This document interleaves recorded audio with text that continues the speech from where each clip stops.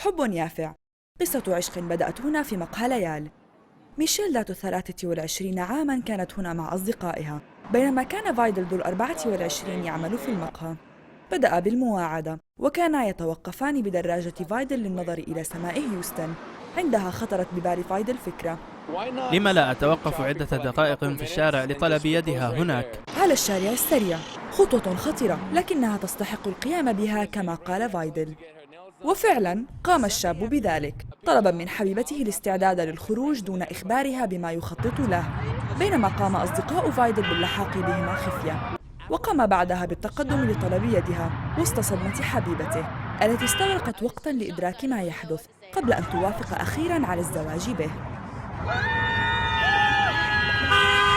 لكن جاء ما يعكر صفو النهاية السعيدة، إذ تم توجيه تهمة عرقلة المرور في طريق سريع لفايدل بعد قيامه بطلب يد حبيبته، وقد يتعرض للسجن لمدة تصل إلى 6 أشهر.